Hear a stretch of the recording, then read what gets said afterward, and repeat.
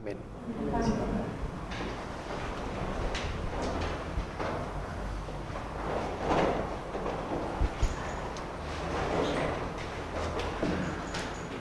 Muy bien, queridos hermanos, estamos estudiando Daniel 11 y Daniel 11 es cada vez más un desafío. Ayer hemos recordado cómo entró ese mensaje en nuestro movimiento.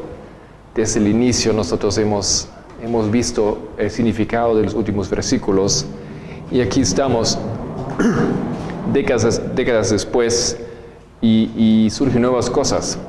Y para mí, como el quien presenta, es un desafío porque hay tanta cosa en ese capítulo. Yo he dicho que yo quería hacer así como una vista general, pero me resulta no tan fácil hacerlo porque simplemente no es una historia simple. Hay muchos detalles y hay una lógica que se repite dentro de la misma lógica. Entonces, simplemente vamos a tratar de hacer lo posible y vamos a ver detalles y así vamos avanzando, porque yo quería destacar en ese capítulo, tal vez podemos abrir Daniel 11 para visualizar un poco lo que estamos diciendo.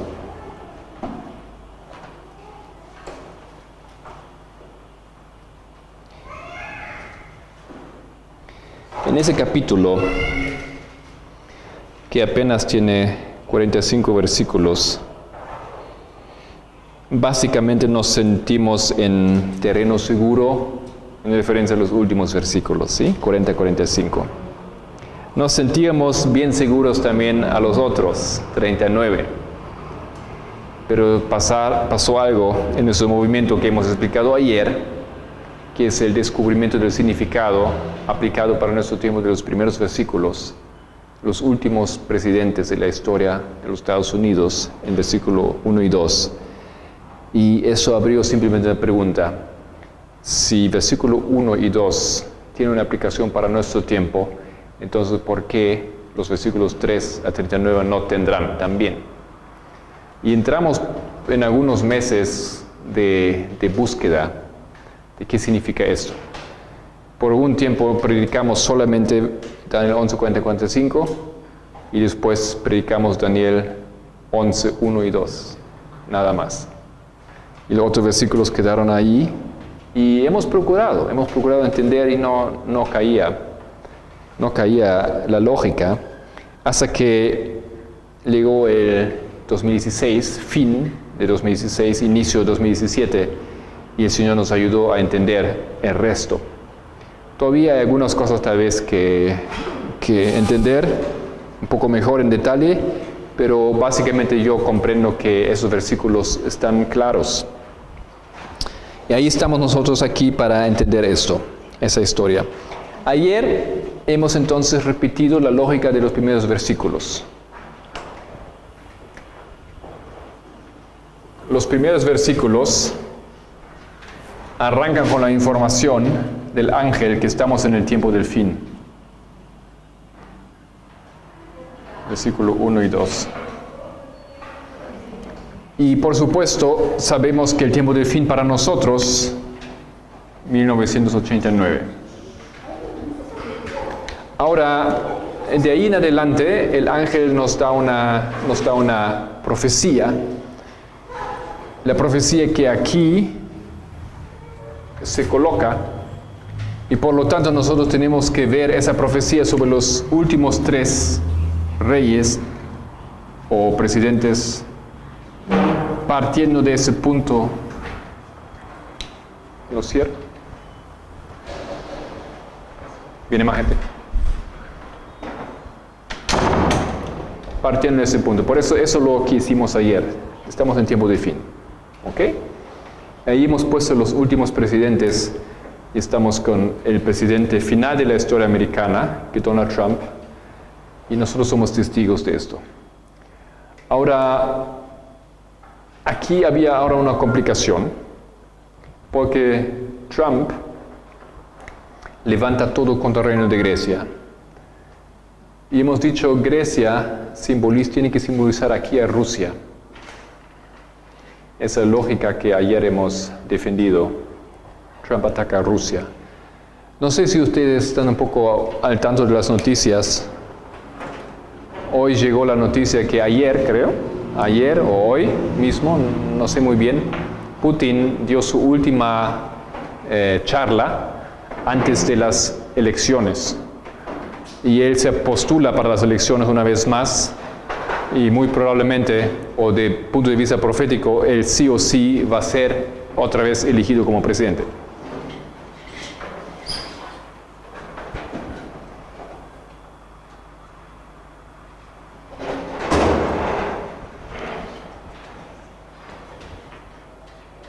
Esperamos un cachito.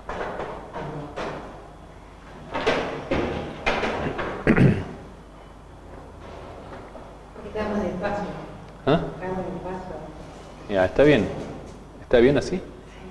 Ok, muy bien. Entonces, lo que dijo Putin hoy creo que ha dicho esto, que Rusia abrió al mundo una novedad. Él dice, nosotros hemos desenvolvido 2 nuevos misiles. Y esos misiles son capaces de llegar a cualquier lugar del mundo. Eso hasta ahora no ha sido posible. Ahora Rusia clama que tiene misiles que pueden llegar de Rusia a los Estados Unidos, donde sea. Tan potentes son. Y dice, no solamente eso, sino que nuestros misiles son capaces de pasar por ¿cómo se llama? Si uno tiene el escudo antimisil de los Estados Unidos, ¿no? O sea, ¿qué quiere decir él? Nosotros podemos atacar a los Estados Unidos, lo podemos atacar si queremos, y ellos no tienen cómo defenderse de esto. Y mostró algunas cosas mostró los misiles como así. Y puede ser bien cierto que eso es cierto. Los científicos piensan, bueno, hay razón para creer lo que él dice, es probable. Y él ha dicho una cosa así como, nosotros hemos hecho eso porque los Estados Unidos no entraron en un pacto de cierto tipo de armas de desarmamento en los años 80, algo por ahí. Y dice, ahí ellos no nos querían escuchar, ahora más vale que ellos nos escuchan. Entonces, el hablar de esos hombres es un hablar bastante fuerte, es un hablar de confrontación, y creo que podemos ver eso. Ese escenario no es un escenario inimaginable, ¿ok? Entonces, pero la Biblia lo predice, que levantará a todos con el reino de Grecia, símbolo de Rusia. Eso hemos demostrado ayer. En esa confrontación nosotros sabemos de los versículos después. ¿Y ustedes han estudiado Rafia y Panio o no lo han estudiado para nada? Ajá. Lo mencionaron. Ustedes entonces han escuchado que hay 2 batallas en el futuro. Y vamos a ver esas batallas, pero para tener la idea en general, hay 2 batallas en la línea, que esa es la batalla de Rafia, historia, y la batalla de Panio. En esas 2 batallas, donde los reyes diádocos se enfrentaron, rey del norte contra rey del sur, aquí gana rey del sur, aquí gana rey del norte. Nosotros podemos marcar esto en medianoche y clamor medianoche. Estamos diciendo hace un tiempo que va a haber una guerra entre Rusia y Estados Unidos. Esa guerra va a ser iniciada por Estados Unidos, como bien dice aquí. Levantará el mundo contra Rusia. Pero la sorpresa viene que Rusia va a ganar esa guerra. Lo que aquí acontece, nosotros también podemos llamar la Tercera Guerra Mundial, obviamente. Y luego los Estados Unidos, con la ayuda del Papa, se van a poder vengar y van a derrumbar Rusia otra vez. Y aquí viene la ley dominical. Es una historia que ese capítulo nos muestra bien en detalle y vamos a pasar por esto. Pero ahora estamos recién aquí, en ese versículo, y hay algunas cosas más que decir acerca de ese versículo. Básicamente, esa batalla que acontece aquí era la batalla de Jerjes, si vamos a la historia.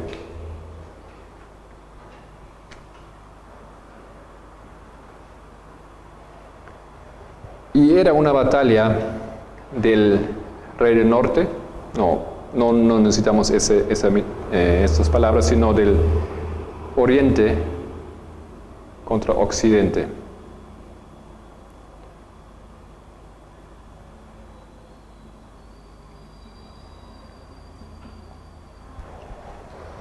Ahora, si nosotros tomamos otras historias de Oriente contra Occidente, nos recordamos de dos batallas de Oriente contra Occidente.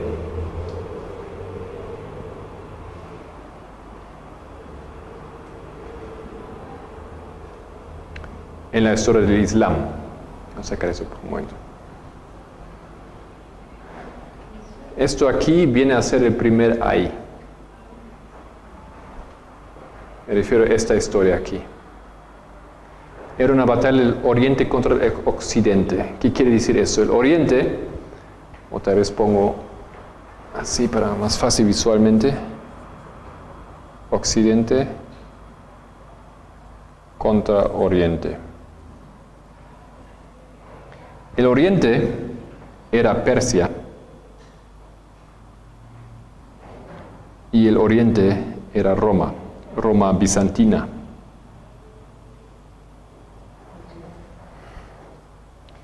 Y esa batalla de esas dos potencias, donde los dos se aniquilaron, causó que el Islam o los árabes podrían nacer como una nación, como una potencia.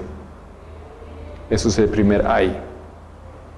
Ahora nosotros vimos otra batalla de una potencia occidental contra oriental, y estamos hablando de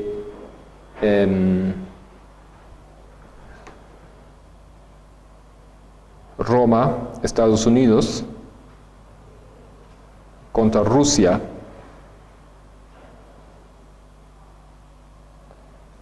y me refiero aquí al tercer ay, que da inicio al tercer ay. Eso es la guerra de Afganistán, 1979 hasta 89. ¿Ya? Una guerra de 10 años. Recuerden esa guerra. Y esa guerra dio nacimiento al Islam moderno. A veces personas preguntan, antes nosotros hablábamos tanto del Islam. ¿Y dónde está el Islam ahora? Ahora ya tenemos Rusia, Estados Unidos y no hablamos nada del Islam. El Islam también está, solamente que aquí no se menciona, el enfoque del 11 no es el Islam. También lo menciona, pero no tanto. Pero de esa lógica aquí, esa lógica que podemos colocar en esa historia, esa situación aquí, entre Oriente y Occidente, Rusia contra Estados Unidos, esa situación dará nuevamente surgimiento al Islam en nuestra historia. Hace tiempo ya habíamos colocado aquí el impacto del Islam, otro ataque del Islam.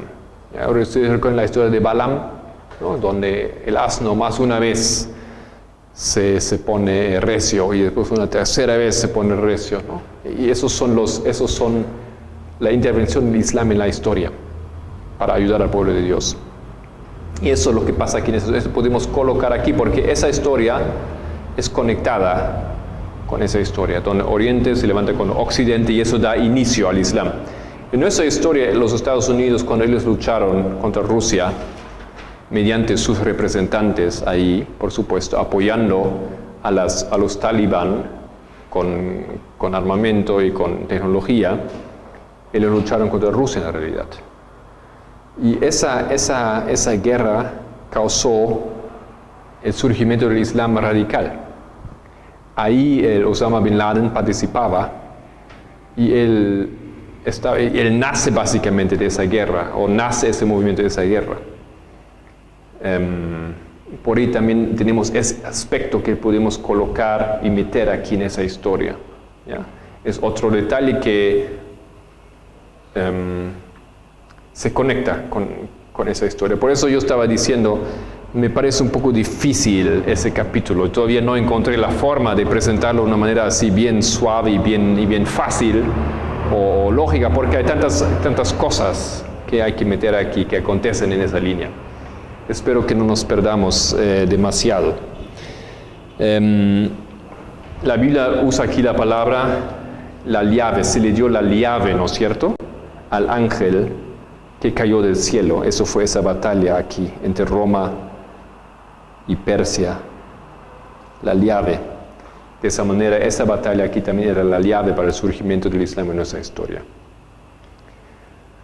Bueno, y solamente digo que eso se repite aquí, aunque el tercer ay ya está en acción, eso se repite aquí porque el tercer ay tiene varias fases.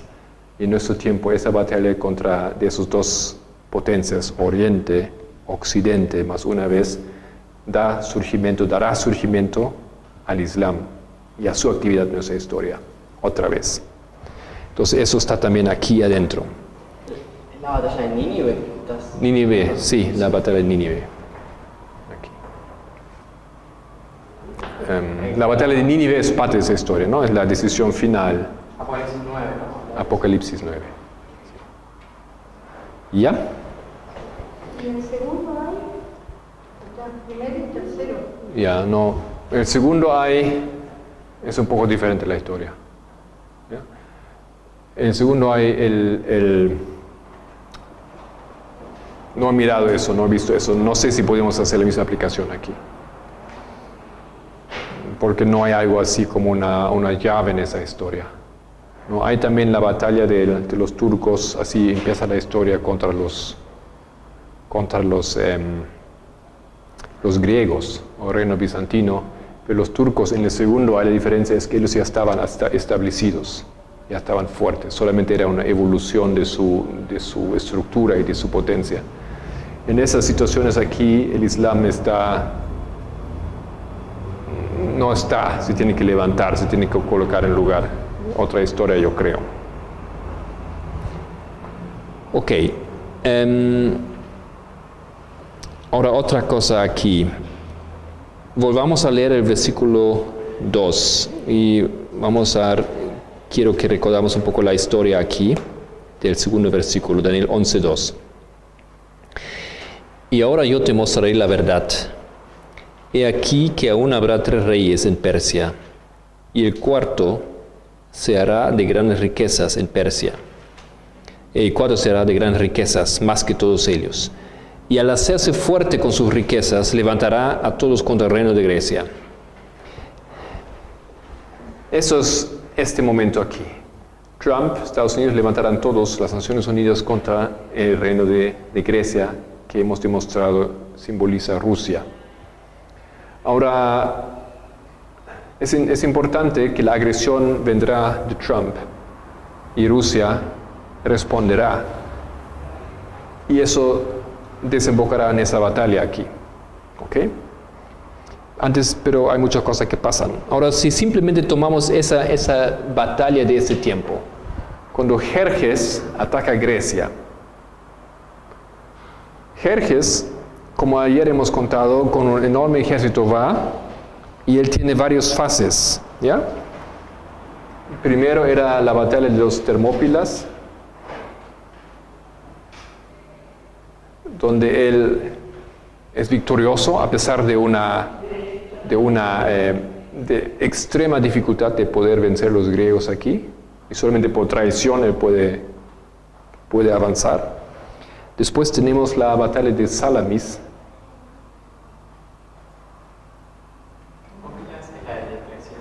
¿No? Eso es de los 300 espartanos, con Leónidas el rey que se pone ahí.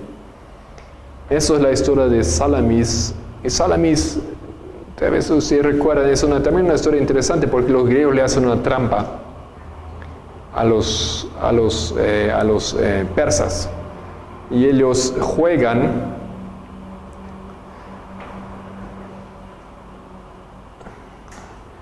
aquí viene la flota enorme de los persas y aquí están los barquitos de los griegos, son más livianos, más rápidos, y los griegos habían planificado una estrategia de pretender que ellos estaban huyendo. Y conociendo las circunstancias del área, del clima y todo, ellos aprovecharon una neblina que se levantaba a cierta hora. En esa neblina ellos pretendieron huir.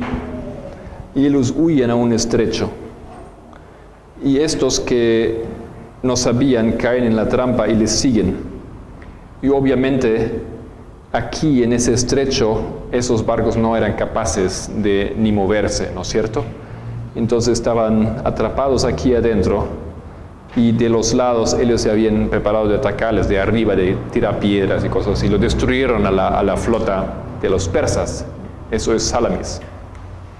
Y después había una tercera pelea en Perea, en tierra.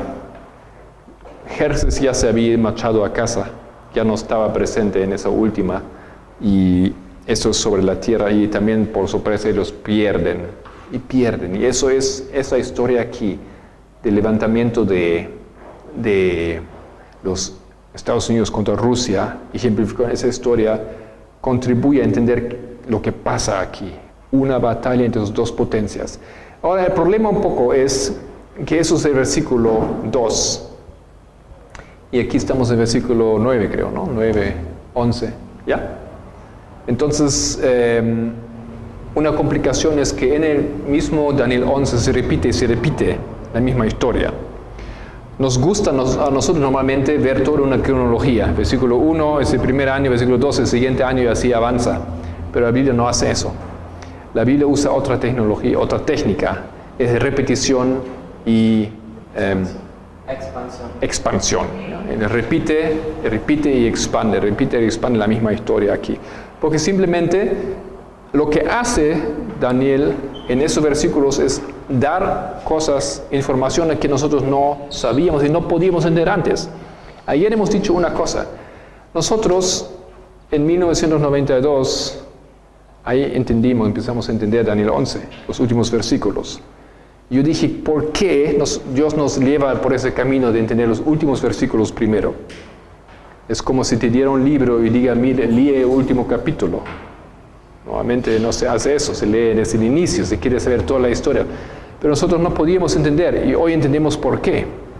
Porque esa historia aquí trata de esos símbolos. Explica lo que pasa en medianoche y clamor de medianoche. Y también las predicciones de medianoche. Y esos símbolos simplemente...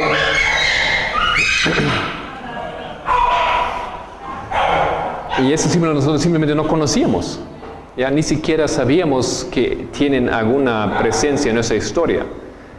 Desde cuando hablamos de medianoche, clamor de medianoche, eso es relativamente nuevo, ¿no es cierto? Ya hace pocos años que entendemos esto. Sin entender eso, imposible entender la historia aquí, porque el enfoque de Daniel 11 en los primeros capítulos, versículos, es esto aquí, lo que pasará aquí. Tremendas cosas. Y otra cosa que yo siempre, aunque últimamente yo trato de ilustrar, es un desenvolvimiento muy interesante en nuestra historia. Si digamos la puerta se cierra, si tú en ese tiempo eras adventista, 1989, no conocías el mensaje, no había mensaje todavía, entonces para vos, en tu percepción, el mundo iba a terminar, o el juicio para vos iba a llegar en el momento que Cristo vuelve. Así es la comprensión común entre adventistas. Cuando Cristo vuelve, ahí se cierra el tiempo de gracia. Pero mediante el estudio de Daniel 11, versículo 40-45, entendimos que no es así. Que en la ley dominical dice muchos caerán, los adventistas. Entonces entendimos, avanzando en el tiempo,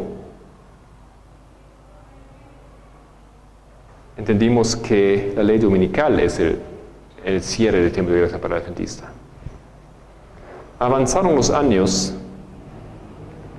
y entendimos algunos conceptos sobre los grupos en el adventismo, sacerdotes y levitas, y con esto en conexión, medianoche, clamor de medianoche.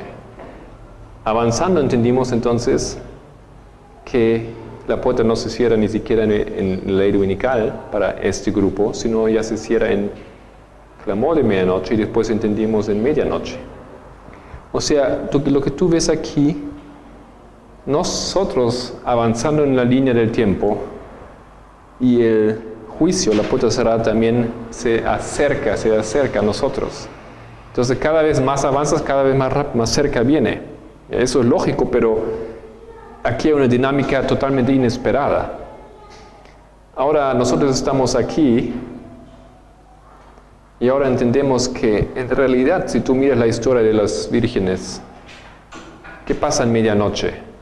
Los grupos se dividen en dos, ¿no es cierto? Pero ese grupo de las vírgenes insensatas, en medianoche, ¿podían hacer alguna cosa para su salvación? No.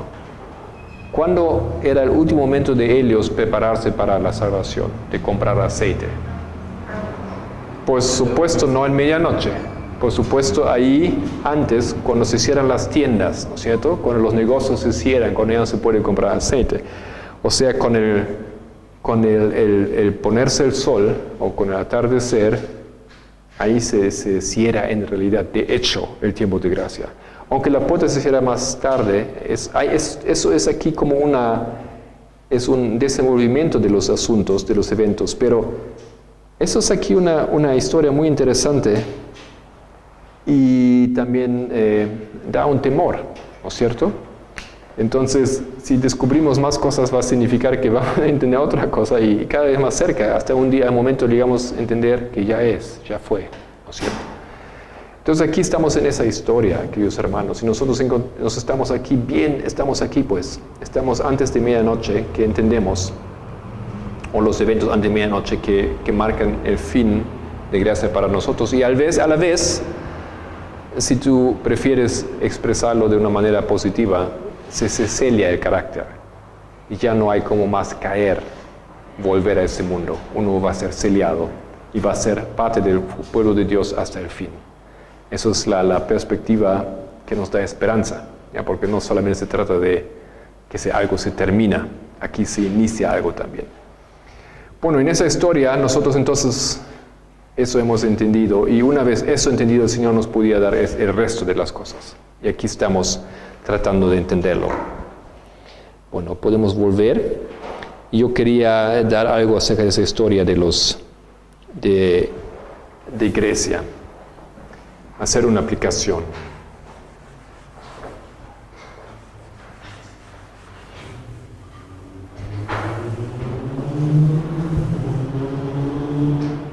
Ahora Jerjes tiene esos tres pasos y tiene esa derrota.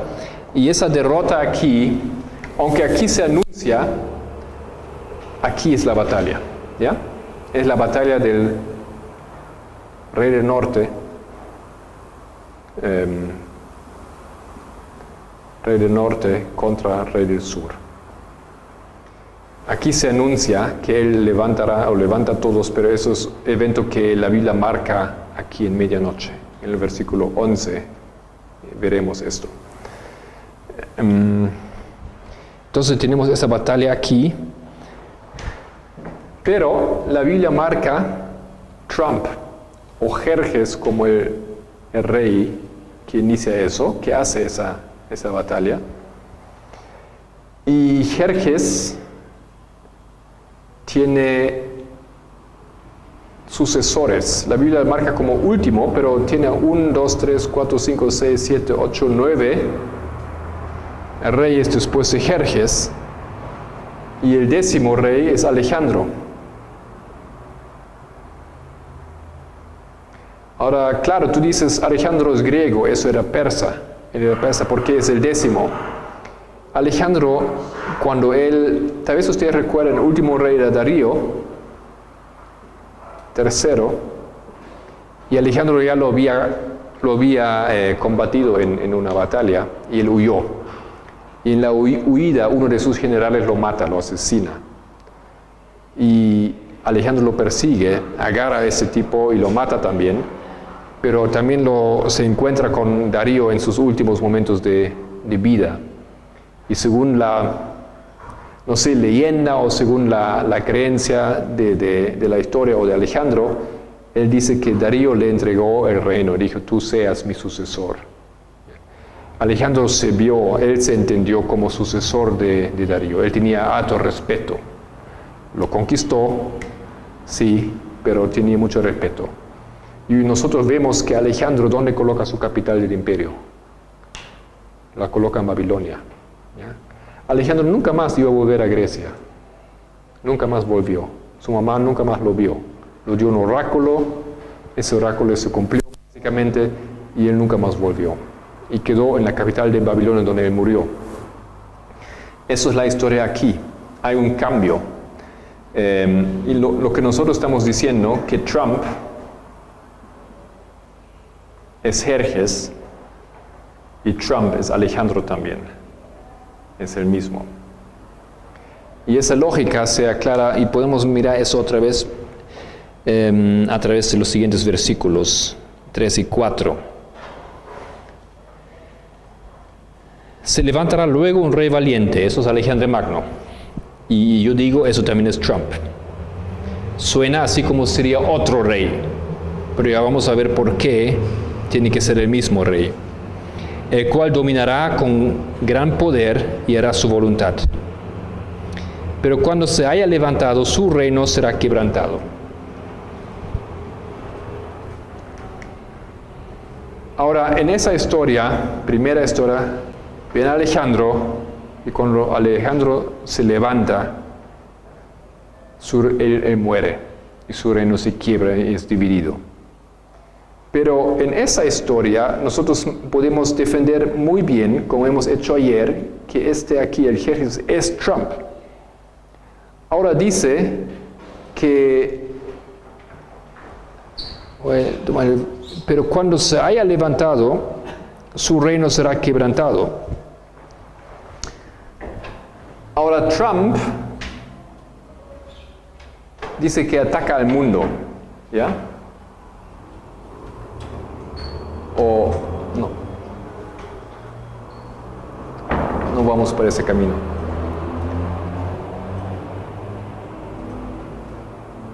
Cuando él se haya levantado, su reino será quebrantado. Ahora, en esta historia aquí, medianoche aclamó de Mencho, entendemos que acontece proféticamente lo siguiente. Tenemos los Estados Unidos aquí, y después de Estados Unidos, ¿quién viene? Porque aquí viene otra potencia. La ONU.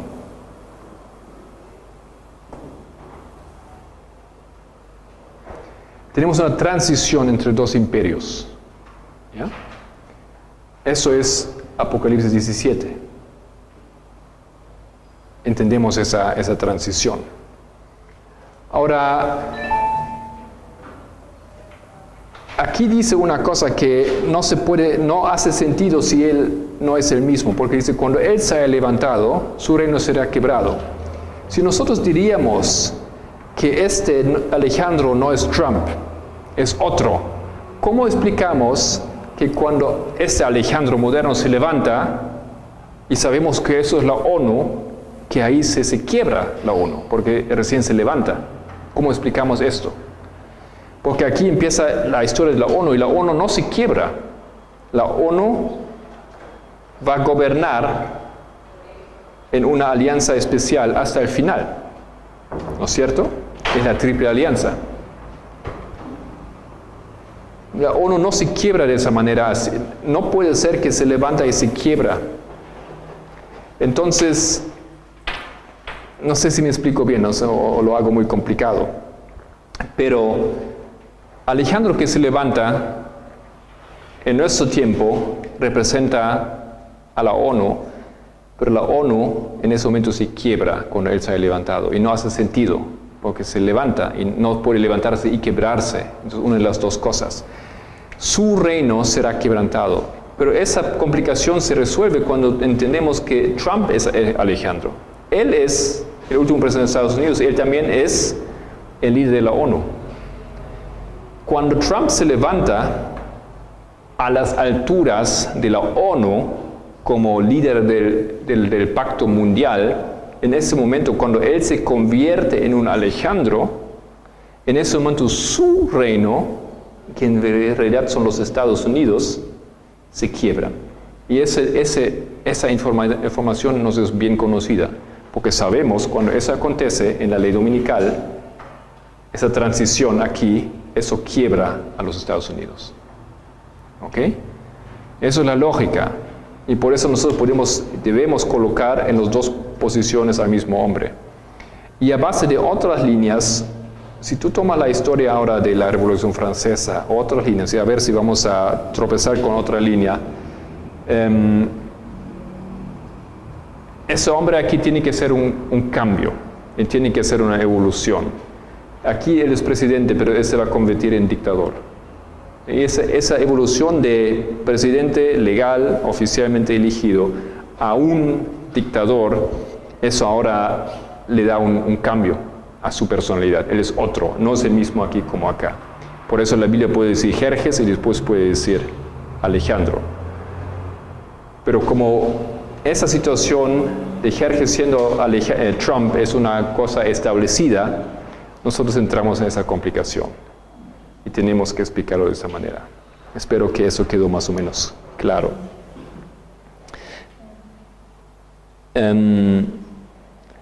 Ahora, sacar un poco eso aquí. Entonces aquí, en esa historia, tenemos 10 reyes. Hay un número 10, o aquí lo ponemos número 10. 10 reyes entre Jerjes y Alejandro. Y después, Alejandro tuvo 10 años. 10 años en los cuales él se levantó, en los cuales él levantó su reino. Y su reino fue quebrado en la ley dominical. O sea, el quiebre de su reino, el quiebre de los Estados Unidos acontece en la ley dominical. Por eso marcamos aquí 10 años. Aquí hay 10 y aquí hay 10. Diferentes 10. Son símbolos de esas fases. Podemos poner aquí la muerte de Alejandro. La muerte de Alejandro simboliza en esa línea aquí el fin de ese reino, el quiebre de los Estados Unidos, en esa lógica. Ahí fue dividido el reino. Eso es lo que acontecerá con los Estados Unidos. Serán divididos aquí.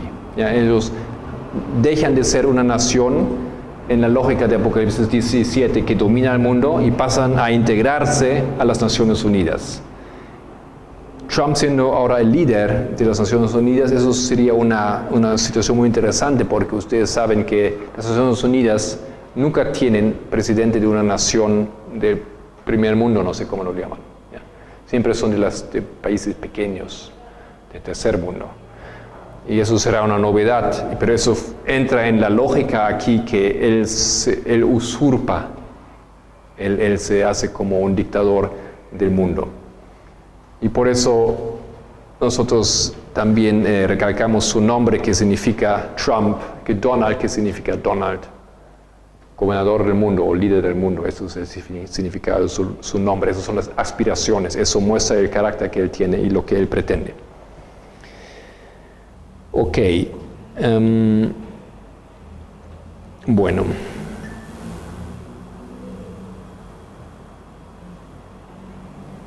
Tal vez vamos ahora un poco al texto, volvemos un poco al texto para no perdernos mucho en aplicaciones.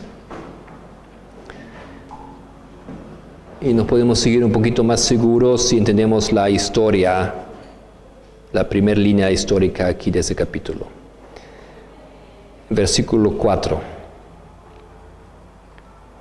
Pero cuando se haya levantado, su reino será quebrantado y repartido hacia los 4 vientos del cielo, no a sus descendientes, ni según el dominio con que él dominó, porque su reino será arrancado y será para otros fuera de ellos.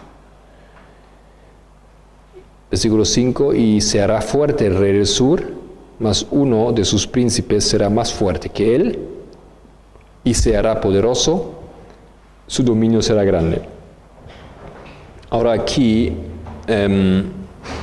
los eventos son un poco complicados. Cuando Alejandro muere, él no tiene descendiente que ha nacido. Hay un bebé que está en el vientre de la mamá, pero no nació todavía. Y aunque nace después y no lo matan, la situación es complicada, porque cuando Alejandro muere, dice la leyenda que los generales le preguntaron quién gobernará. Y él dice las famosas palabras, el más fuerte. Ahora, Alejandro diciendo eso, no haber elegido o designado un sucesor específico, lo que provoca automáticamente es una batalla por fuerza entre sus generales. Y no eran 4, eran muchos de las diferentes provincias donde él lo había colocado y dejado como rey sobre partes de su imperio. Entonces, toda esa historia, que es una historia complicada, primeramente desemboca en una solución que Antíoco, como creo que se le llamaba,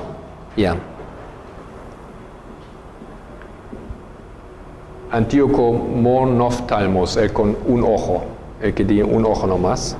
Ese Antíoco, lo que él hace, él ofrece una solución, dice, por un tiempo yo voy a hacernos hijos del reino, representando al hijo de Alejandro. Hasta que él sea grande, entonces él gobierna. Yo solamente voy a hacer los negocios del reino por un tiempo. Y todos aceptan. Pero después de algunos años la gente empieza a dudar. Y dice, en realidad él quería gobernar solamente, él quería ser Alejandro. Y no es tanto su idea de hacer un servicio o prestar un servicio al reino. Entonces empiezan guerras contra él. Y en el año 301, la batalla de Ipsos, o de Ipso, esa batalla se decide básicamente que el reino será partido en 3 áreas. El rey del sur, Ptolomeo, y después los reyes Casandro y Lisímaco. Eso se decide ahí en esa batalla, y hay una división del imperio. Y esa división es un problema que ahora va a causar las guerras que vienen, porque nadie quiere un reino dividido, todos quieren ser el sucesor de Alejandro. Por eso va a haber guerra hasta el final. Nadie acepta esa situación. Cada uno aspira básicamente unir el reino otra vez. Y podemos continuar leyendo aquí lo que pasa. Versículo 5. Y será fuerte el rey del sur. Ese era ese aquí, Ptolomeo. Será fuerte. Mas uno de sus príncipes será más fuerte que él. Y será poderoso y dominio será grande. Y ahí entra el número 4 en esa línea, que viene después. Y eso es Seleuco. Ahora Seleuco, el rey del norte, era príncipe de Ptolomeo. Él servía a Ptolomeo por un tiempo y se fue para esa área de Persia para luchar allá. Y él aprovechó una situación y logró hacer rey. Ahora ese también es príncipe de Alejandro, entonces uno puede leerlo como uno de sus príncipes siendo uno de los príncipes de Alejandro o uno de sus príncipes refiriéndose a Ptolomeo. Entonces esa es la historia. Ahora tenemos recién los 4 en su lugar. Y esto era, ya estamos en el año, a ver, eso es todo. Ya 281, pasaron un par de años. Estamos antes de Cristo. ¿Ok? Eso es esa historia. Y ahora va a pasar algo interesante. Versículo 6. Eso proféticamente nos interesa bastante. Al cabo de años harán alianza, y la hija del rey del sur vendrá al rey del norte para hacer la paz, pero ella no podrá retener la fuerza de su brazo, ni permanecerá él, ni su brazo, porque será entregada ella y los que la habían traído, asimismo su hijo, y los que estaban de parte de Elia en aquel tiempo. Ok, versículo 6. Ahora vamos a dibujar un poco aquí esa complicación. Entonces el rey, a esa altura, ya la contienda se cristaliza entre esas dos potencias. Y de ahí en adelante, esos dos nomás van a ser mencionados en la Biblia, básicamente. Esos no eran muy potentes. Ellos ocuparon pequeñas áreas en Grecia. Ellos ocuparon grandes áreas. Egipto, Israel, Siria, y esto aquí, el imperio casi hasta India, lo que es también parte de Siria, Persia, y se cambiaba un poco la extensión de ese imperio. Esos dos quedan como los dos luchadores aquí, los dos enemigos. Al cabo ya nos harán alianza, y la hija del rey del sur vendrá al rey del norte. Tenemos una situación donde el rey del sur y el rey del norte procuran hacer paz, y para hacer paz él manda a su hija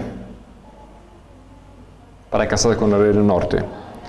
La hija se le llamaba Berenice. Único problema era que él estaba casado, y claro, a su mujer no le gustaba mucho esa idea. ¿Cómo era el nombre de Elia? Laodice.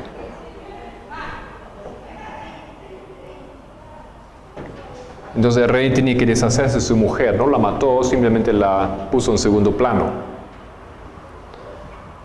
Eso es la historia, pero lo que aquí nos interesa a nosotros es alianza.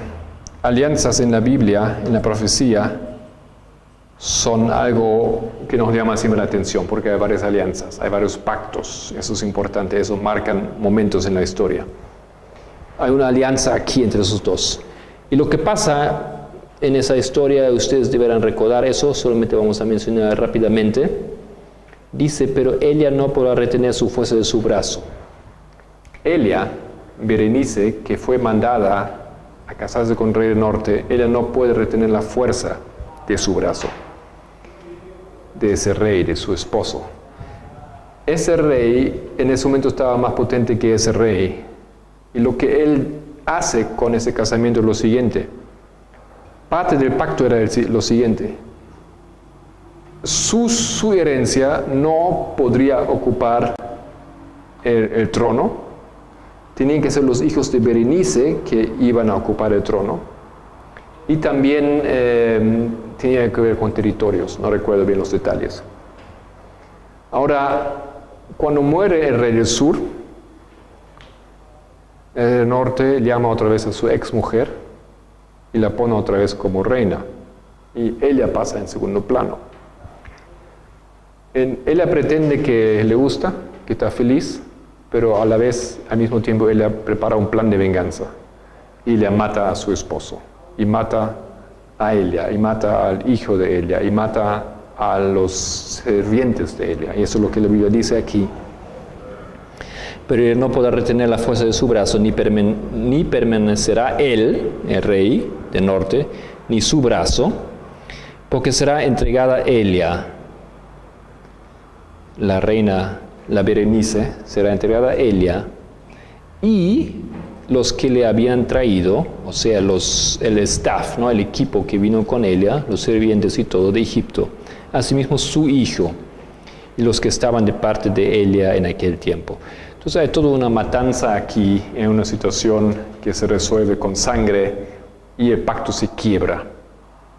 Entonces hay dos cosas aquí, hay un pacto y una quiebra del pacto. Esas son las dos cosas que en ese versículo vemos. Y a ver si podemos hacer una aplicación aquí, sin hacerlo muy complicado. Déjeme ver un cachito.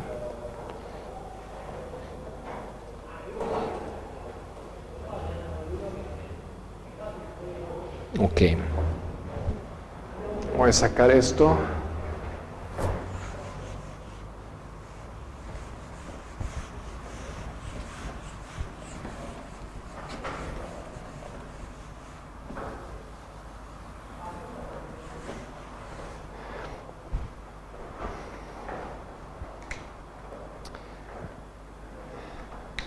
Otro marcador en nuestra línea.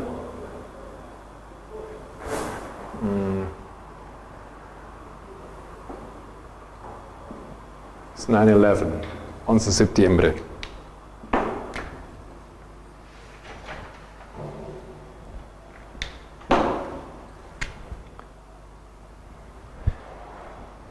Eso, yo digo, es también lo que acontece en el versículo 5.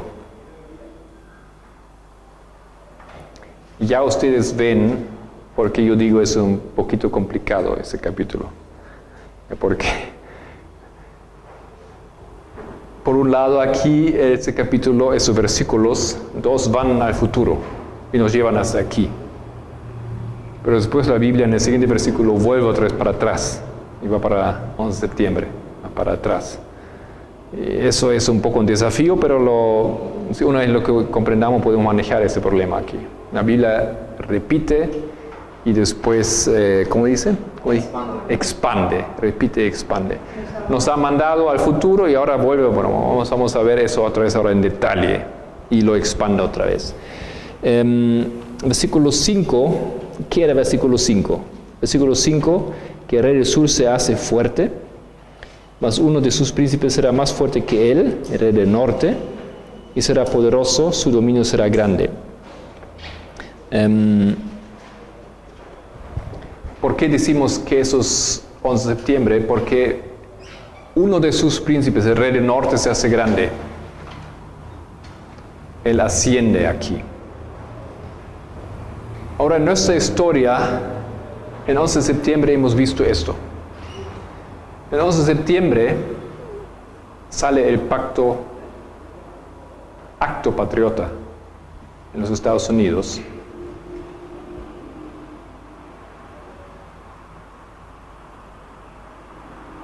Y el acto patriota es un paso en la historia del rey del norte que muestra cómo él asciende. ¿Por qué? Porque el Papa aquí impone la ley latina sobre la ley inglesa en los Estados Unidos. El pacto patriota destruye la ley inglesa en los Estados Unidos. La ley inglesa dice que tú no eres culpable hasta que se puede demostrar lo opuesto. La ley latina dice tú eres culpable hasta que se puede demostrar lo opuesto. Es totalmente diferente esa posición. Y esa ley se impone aquí con el acto patriota. Esa ley básicamente hace posible que los Estados Unidos en este momento se convierten en el instante que el presidente decida en una dictadura. Si él así lo quiere, porque la ley ya lo tiene, ya lo abre esa posibilidad. Por supuesto, con buenas excusas, ¿no es cierto?, para controlar, para hacer unas circunstancias de control del terrorismo, etcétera, etcétera. Pero eso es lo que hace este momento aquí. Nos marca un ascender del rey del norte. Bueno, versículo 6, colocamos aquí, y en todas esas cosas, lamento que eso esta vez un poco complicado, pero es necesario que continuemos estudiando eso una semana o esos días y espero que ustedes puedan volver, porque yo coloco cosas aquí y no hay tiempo para defender cada punto, pero después volvemos y lo defendemos y espero que al fin de la semana la cosa quede un poco más clara, ¿ya? Entonces aquí colocamos predicción desde medianoche, otro evento.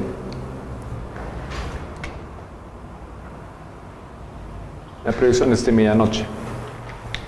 La predicción desde medianoche es versículo 6, porque eso es el tratado o el pacto.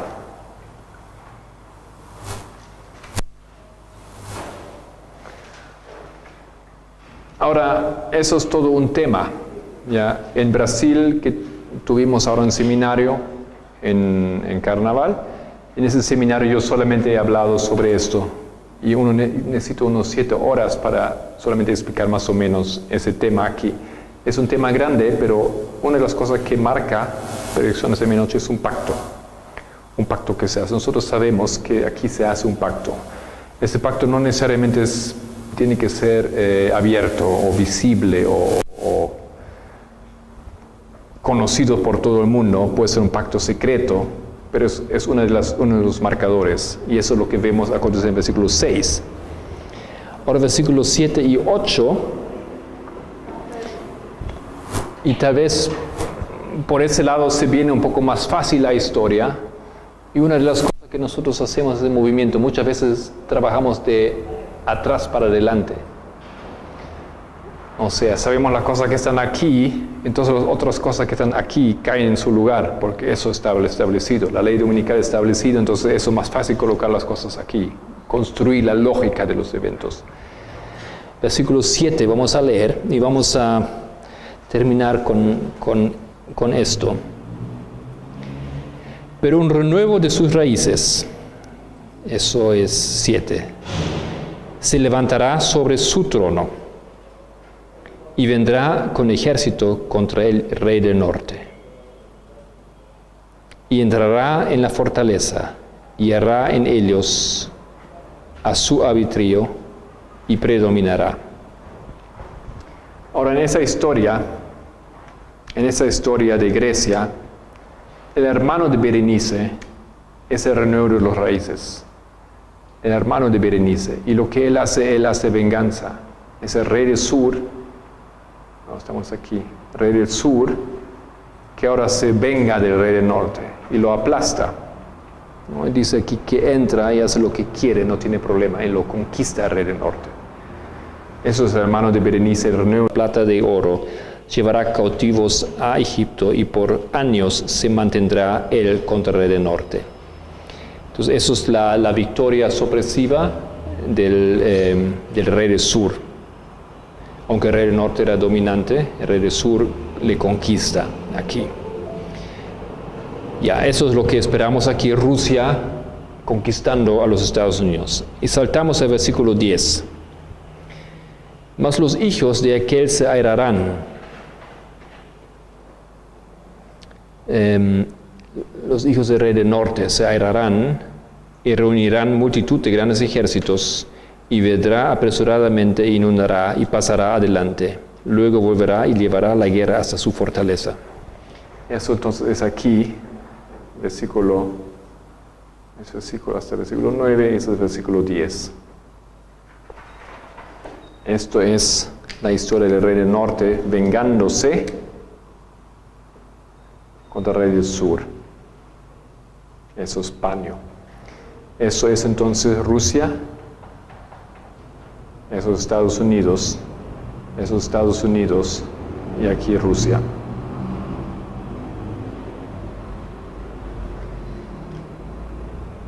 Así en esos versículos ya la Biblia nos da un esbozo, un diseño rudimentario de esos eventos que luego va a entrar en más detalle.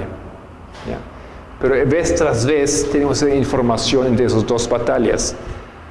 Pacto, quiebra del pacto, venganza, victoria del que se piensa que no debería ser el que gana, y después la venganza final del rey del norte.